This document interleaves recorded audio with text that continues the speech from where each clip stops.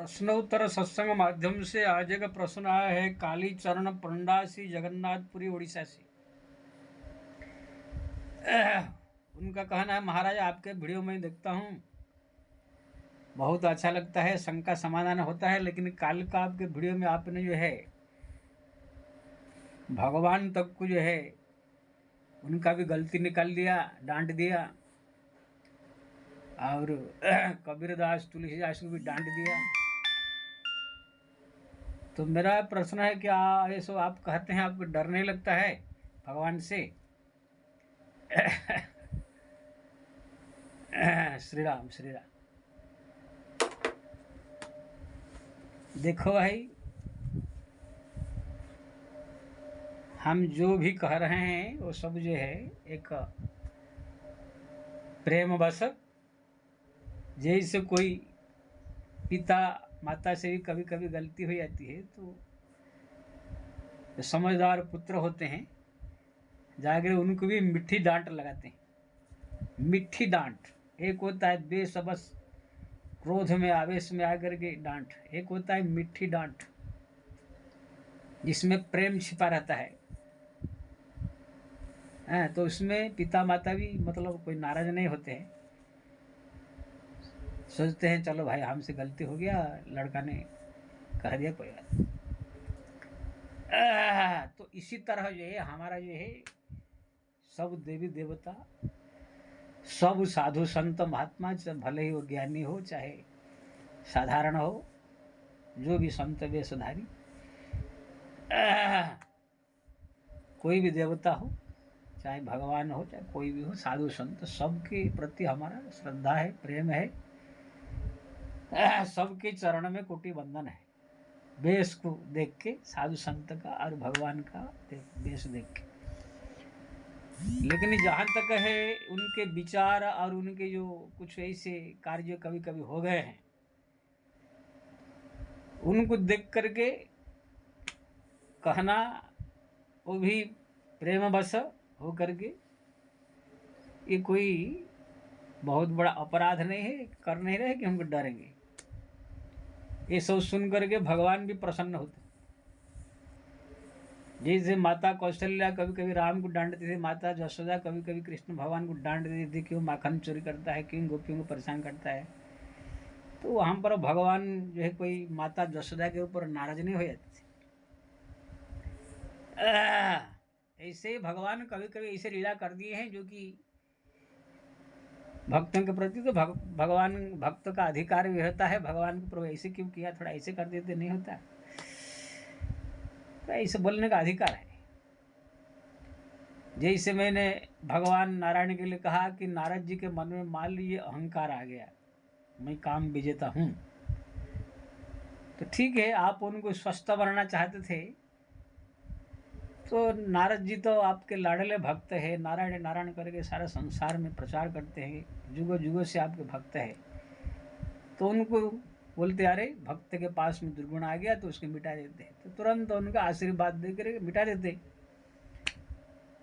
अब उनको जो है अहंकार को मिटाने के लिए उनको जो है काम बस करा के विश्व मोहन के चक्कर में फंसा के फिर उसको बंदर का मुंह दे के समस्त समाज में एक बेइज्जती करा के एक कहानी बना दिए। तो बाद में भले ही बता दिए कि भाई तुम्हारा कल्याण के लिए सब लीला किया गया।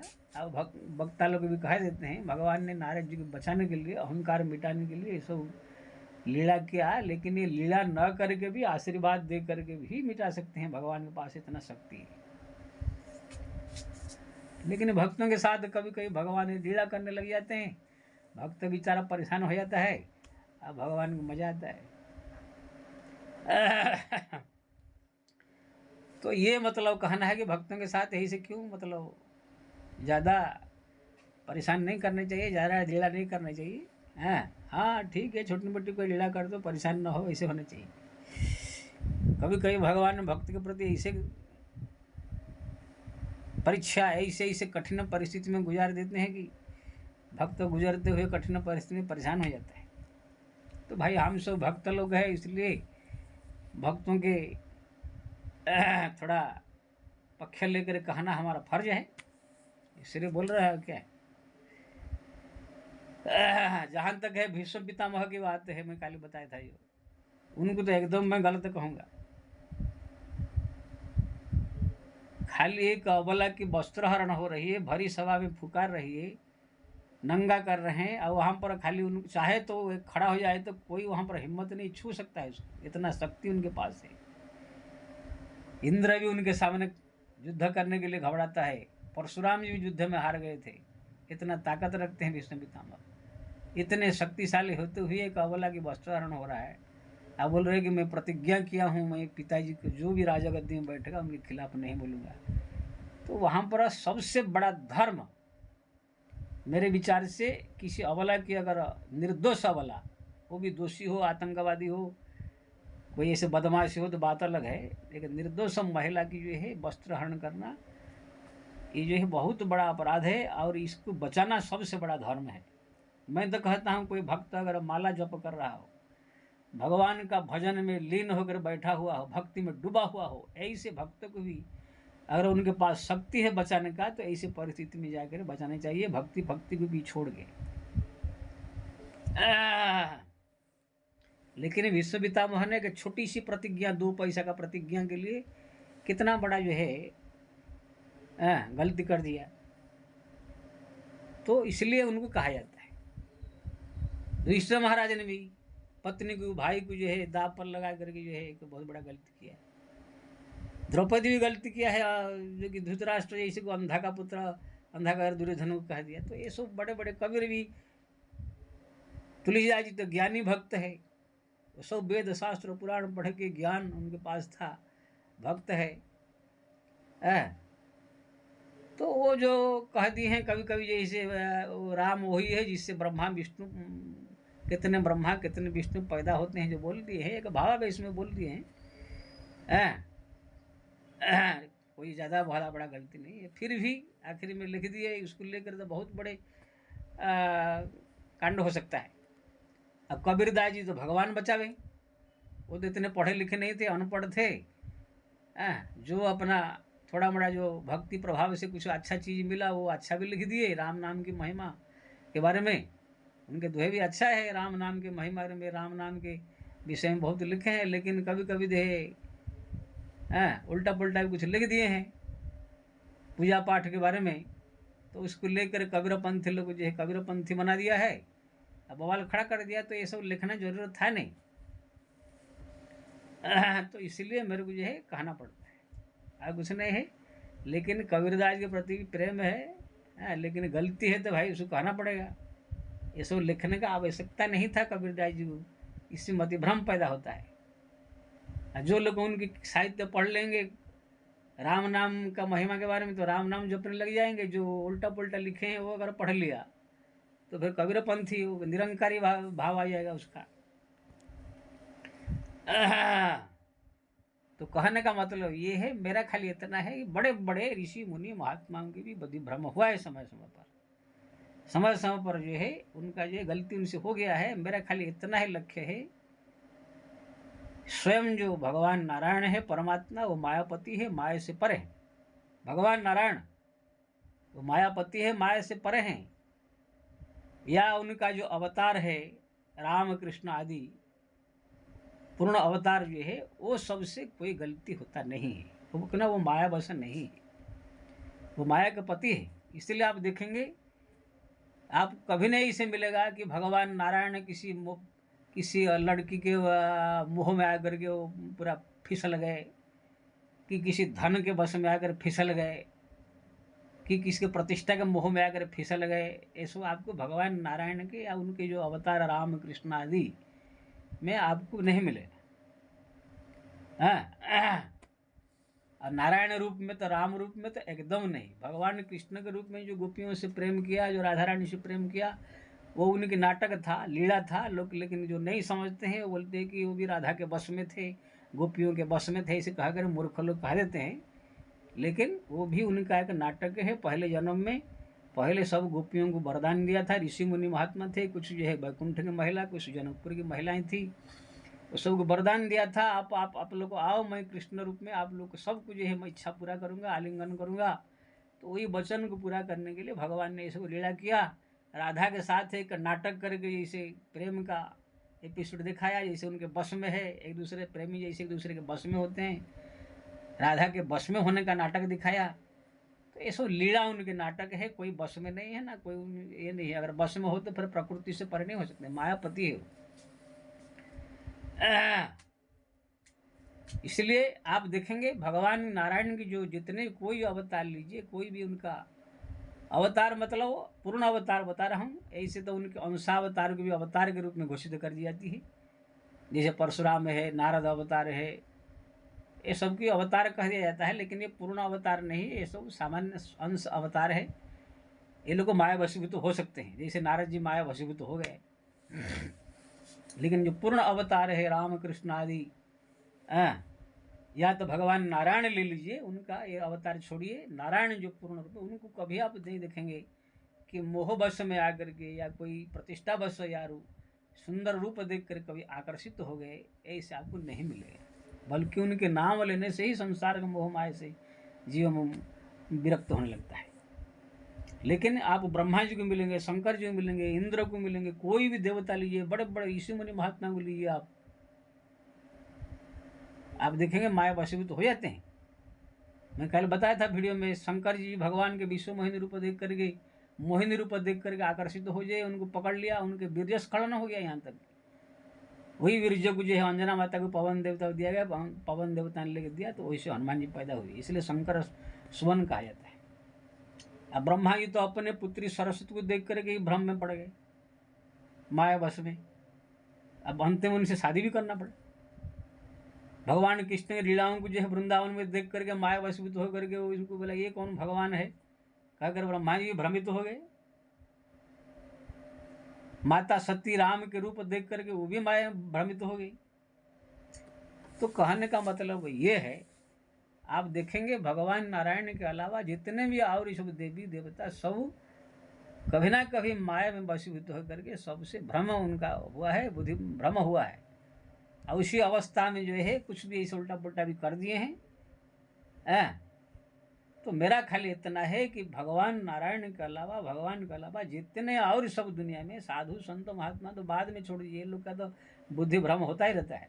बड़े बड़े ऋषि मुनि महात्मा भी कभी कभी भ्रष्ट हो जाते हैं।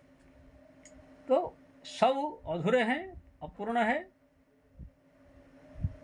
ऐसे मानना चाहिए। पूर्ण खाली केवल परमात्मा है, नारायण है। पूर्ण मदम पूर्ण मिदम पूर्णस्य पूर्णमेवाच्यते, पूर्णस्य पूर्णमादायम पूर्णमेवावशिष्यते, जो ये कहा गया है वो ये मायापति है, वो है। बाकी सब जो है ये है कि जो बड़े बड़े संत साधु महात्मा ऋषि मुनि ये सब से कभी कभी ऐसे कभी कोई गलती हो गया होगा, एक आध बार ऐसे या हो जाएगा आगे भी। लेकिन भगवान नारायण तो पूर्ण कभी उनसे गलती होता नहीं है। कभी कभी भक्तों के साथ लीला कर देते हैं, थोड़ा परेशान कर देते हैं। उसी के बारे में मैं बताया था, नारद जी जैसे, जो कि आशीर्वाद देकर अहंकार मिटा सकते थे, लेकिन उनको जो है बेइज्जती करा के इतना परेशान करके जो है कि उसके बारे में बताया था मैं, ये इस भगवान को नहीं करना चाहिए, पर कहीं भक्तों के साथ ऐसे कर रहे हैं। श्री राम। आजकल मैं देखता हूँ कोई भक्त साधु संत महात्मा 40 साल से 30 साल से उनका भजन कर रहे हैं, भक्ति कर रहे हैं, लेकिन इतना कोई बीमार है, कोई परेशान है, थोड़ा उनका जल्दी से ख्याल करना चाहिए भगवान। चलो भाई 30-40 साल से भक्ति कर रहा है, पूजा कर रहा है, पाठ कर रहा है, गलती तो सब दुनिया में रहेगा, तो सबका होता ही है। थोड़ा कृपा करके थोड़ा सा आबाद कर दे, व्यवस्था कर दे सब उनका। लेकिन देखता हूँ कितने साधु संत के पास न रहने का ठिकाना, ना खाने का ठिकाना, बेचारे भटकते रहते हैं। अब भगवान सो देखते रहते हैं। इधर जो है कोई साधु ऐसे है अरब संपत्ति लेके बैठे हैं, ऐसे कोई महंत महामंडलेश्वर 3-3 हजार करोड़ 4-4 हजार करोड़ के मालिक बन के बैठे हैं। अब बताओ, रामदेव जो 50,000 करोड़ के मालिक बन के बैठा है, साला कुछ नहीं, ना सेवा, ना कुछ है, ना कोई अन्य क्षेत्र, ना कुछ नहीं है खाली। यहाँ और साधु लोग जो है 2-2 रुपया के लिए तरस रहे हैं, गली गली भीख मांग रहे हैं। तो कभी कभी भगवान के सब थोड़ा भक्तों के बारे में सोचना चाहिए। और मैं एक भक्त होने के कारण भक्तों का प्रतिनिधित्व करते हुए भगवान को प्राय विनंती कर रहा हूँ। अब क्या है, हैं।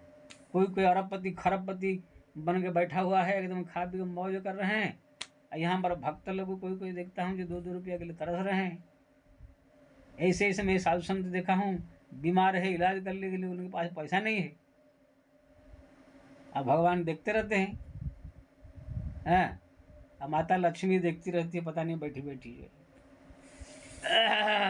तो मेरा कहने का मतलब है, ठीक है उनको करोड़पति मत बनाए, अरबपति खरबपति, लेकिन उनका खाने पीने का, जीने का, इलाज का ऐसी व्यवस्था करना चाहिए ना। साधु संत महात्मा घर द्वार छोड़ के आपके शरण में आए हैं, भक्ति कर रहे हैं, आपका नाम ले रहे हैं,